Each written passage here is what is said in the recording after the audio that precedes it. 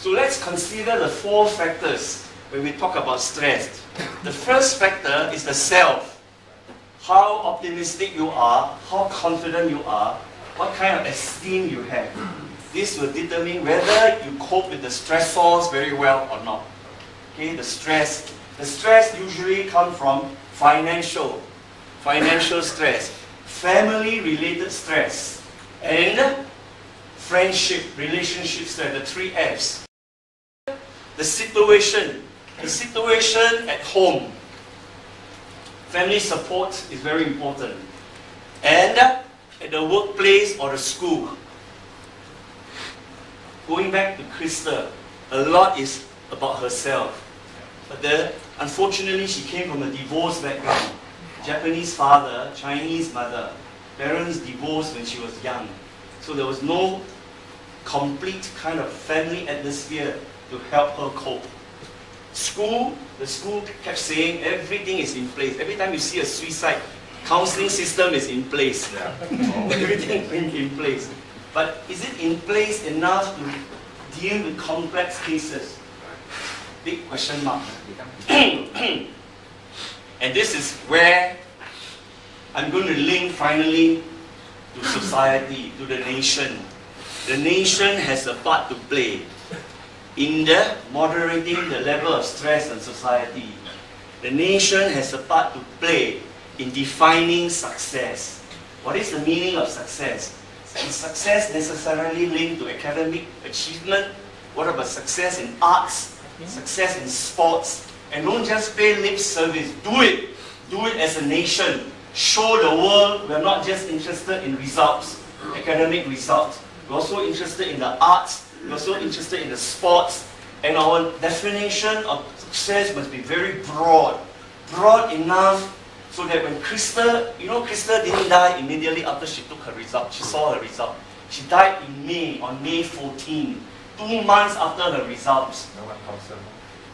Number one. Number two, when she found out she couldn't go into NTU and NUS, she refused to accept a place in a private university.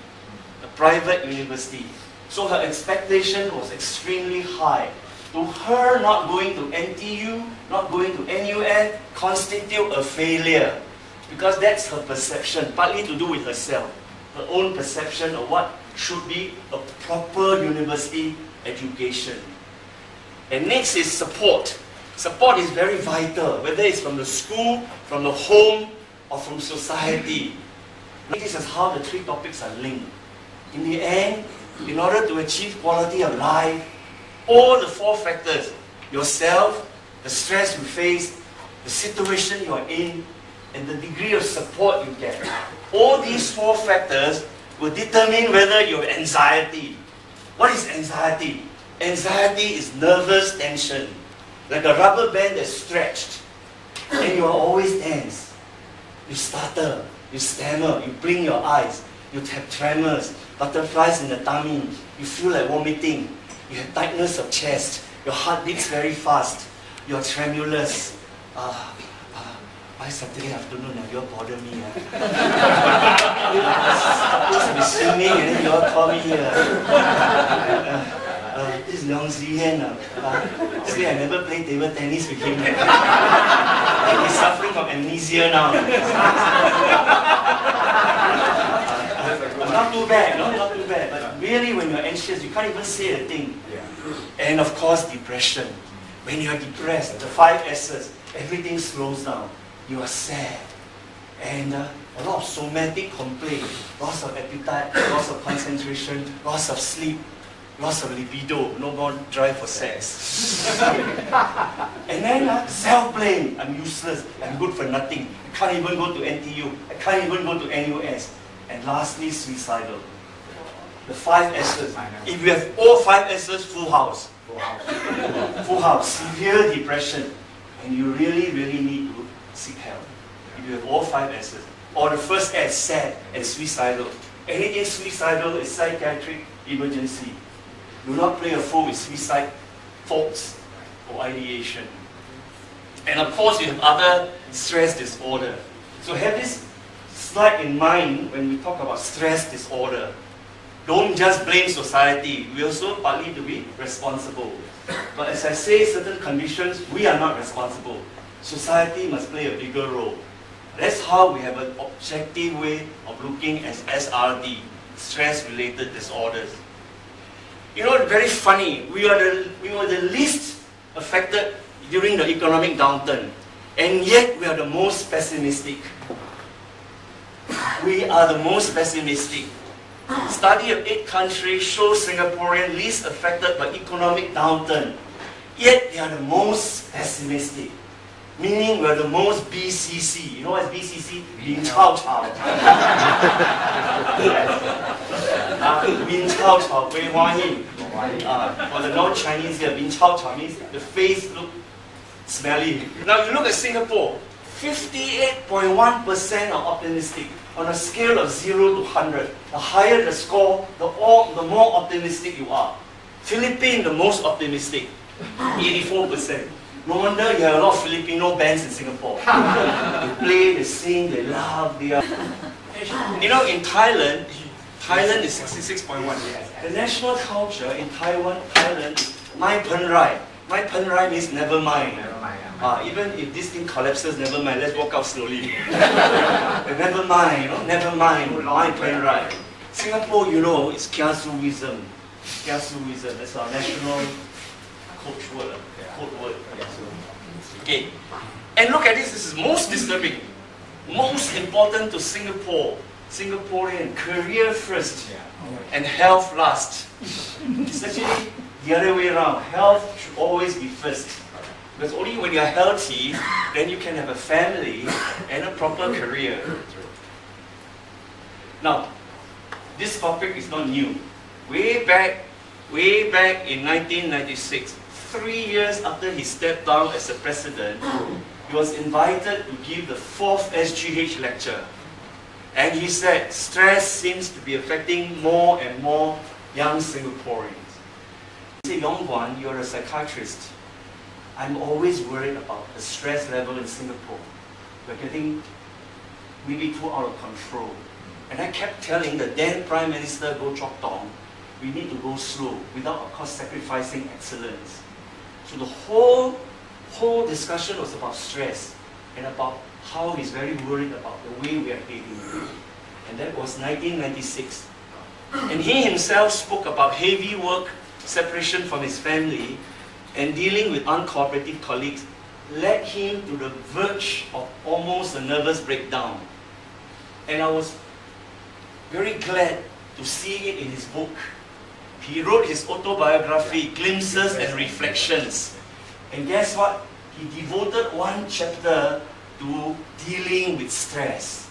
Dealing with stress. And he spoke about his own stress. And that year was 1937. He was a 21-year-old reporter, 21-year-old reporter, sent by the Straits Times to Ipoh to reorganize a local newspaper Straits Times had purchased. But when he went there, the rumor was Mr. Wee is coming to sack old workers and hire new workers. It's cheaper that way. And nobody cooperated with him. And what happened? He had to work 16 hours to keep the newspaper going. He could not sleep, he could not eat, he had lots of weight, and he had full of negative thoughts. His friends tried to cheer him up, brought him to the cinema, brought him to the cabaret, and what happened? He still failed to prop up his mood. And then he went to see a local GP, Dr. K.T. Kong. This is an extremely good general practitioner. And one doctor is here, a GP is here. This is you are practicing as a GP and learn some secrets here. Maybe you already like him. Extremely good. You know what this doctor said? This is the first time this doctor saw Mr. Wee. And this doctor said to him, I know this job is very important to you, empathy, promotion, career advancement, and good for your future. You see, doctor must empathize first before you give the bitter medicine. You must empathize first. If you don't empathize and you give the bitter medicine, patient will run out. So that is the empathy. I know this job is very important to you. Then come the bitter medicine. But you must go home. Huh? It's a very good doctor. Another not so good doctor, Yan Hoi's neighbor.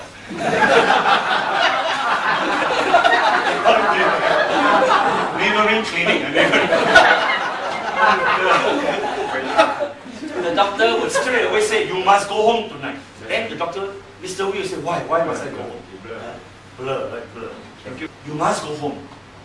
Then Mr. Wee say, when? Tonight if possible. And then Mr. Wee say, what if I don't go home tonight? That's what the doctor said.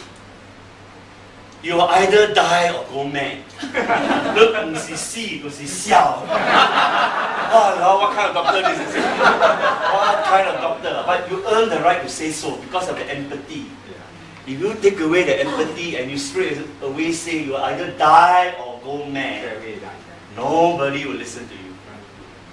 And he took the doctor's advice. He rested for 3 months before he went back to work in Ipoh. So the moral of the story is, this is 1937. Yeah, so much welfare for employee. He could break down, he could rest for 3 months, he could return to work, and went on to be ambassador to KL. And went on to be the 4th president of Singapore. One of the best presidents. One of the best. Because it was just before the elected president's scheme came on. The moral of my story, if you want to be a president, be depressed for 3 months.